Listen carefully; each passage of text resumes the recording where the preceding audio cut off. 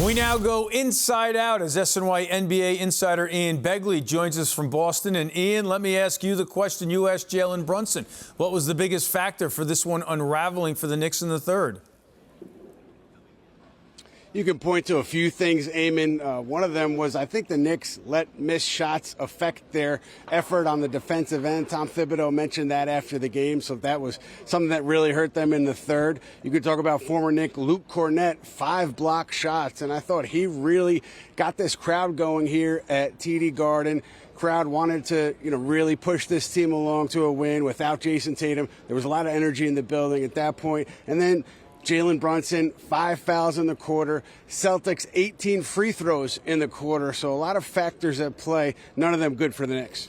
Boston hit 22 threes, led by Derek White making 7. How are the Celtics continuing to get so many open looks, even without Jason Tatum on the floor? I think what you saw tonight was Knick transition defense just subpar. They were losing guys in transition. They talked afterward about the communication being poor, the effort being poor. I'll cite again missed shots maybe impacting guys' efforts on that end. But they got lost in transition, and that led to a lot of open looks for Boston. Boston shooting it really well from beyond the arc. Derek White in particular, he's hurt them a lot early in these games, last 3 games of the series. Karl Anthony-Towns ended with 19, thanks in large part to 8 free throws. But, Ian, just 3 attempts from behind the arc for Towns. Why isn't he getting more looks from deep?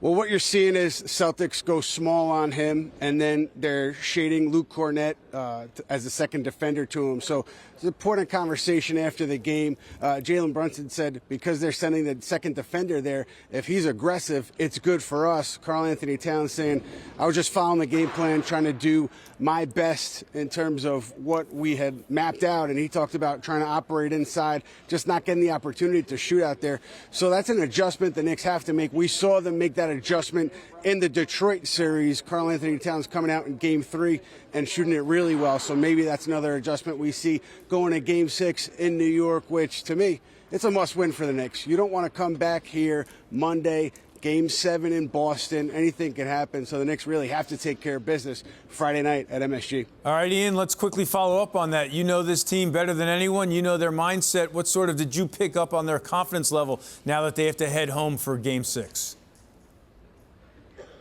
Yeah, I think the confidence is there, and I think it's there based on what they've seen already in the postseason. They've had success in these moments, coming back from bad performances, bouncing back, and then playing well the next game. But really what you're looking at here is how does Towns get more involved? If he's not getting more involved, are they getting open looks off the defense's attention to Towns? That's what I'm going to be keeping an eye on early Game 6 Friday night. Anunoby, Towns, and Bridges, a combined 10 for 37 from the field. Sal, in your eyes, who was the biggest disappointment? Yeah, all of them, but Jalen Brunson. It is inexcusable, and I don't want to hear the excuses about the referees.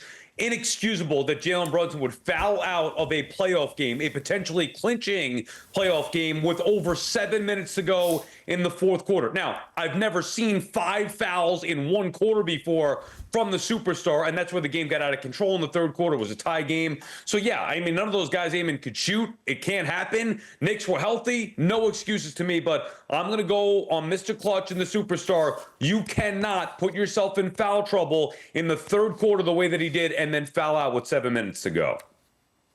Yeah, I'm going to go with the other all-star here, and I think it has to be Karl Anthony-Towns. Look, I know that Mikal Bridges and OG Anunoby had worse shooting nights. Karl Anthony-Towns on paper, 19 points on 11 shots, looks pretty good. It comes down to 3 things for me with Cat. Number 1, the silly fouls, have to cut it out. They cost them tonight. Number 2, he was involved in a lot of botched defensive coverages, which we've seen from him, unfortunately, all year. And then number 3, I know there's always talk about, is it the coach, is it the point guard not getting Cat enough shots? Players have agency. He could demand the ball. When you got a small guy on you, you could take that player into the post. He needs to do that more. He's not taking advantage of those situations nearly enough. Plus, he made Kornet look like Dikembe Mutombo, which is what we're going to get to here, Jonathan. Can you explain to the viewing audience who exactly Luke Kornet is and how he was able to make such a big impact in this game?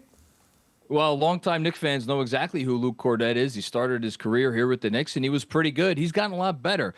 Look, I know you're going to look at the stat sheet, and you're going to see Josh Hart, 24 points. He made a bunch of threes. The Celtics, even if he has a game like this, are not going to divert from their strategy of ignoring Josh Hart when the Knicks have the ball. And that's Luke Kornet being able to play off of him and muck up driving lanes. The Knicks kept challenging Kornet at the rim, and Kornet kept winning those battles. He is a good rim protector. He knows how to stay vertical, not foul. And I think if they don't figure that out, they're going to have maybe some issues heading into the next game on Friday night. Yeah, I mean, he's blocking shots on the perimeter as well. To me, that's the lack of ball movement from the Knicks. Here's the thing. We can't be talking about Luke Kornet being a difference maker in this series. At the end of the day, it's still Luke Kornet. The Celtics had their heart and soul ripped out when Jason Tatum went down in Game 4. So Luke Kornet stepped up. I underestimated the Celtics and their heart and their toughness. I also overestimated the Knicks, thinking that they would show up and play a good game. And instead, Luke Kornet turns into the star of Game 5. All right, Sal, let's start with you. What's your concern level now for Game 6 on Friday night at the Garden? Call me crazy. I'm not concerned. I was concerned up 2-0. Even if they were up 3-1 before the Tatum injury, I would have been concerned. Once Tatum went down, my heart, my gut, everything is telling me the Knicks are going to win this series. I think they finally figure out a way, Eamon, to close out a series at home, put the Celtics away when they return home Friday night in Game 6.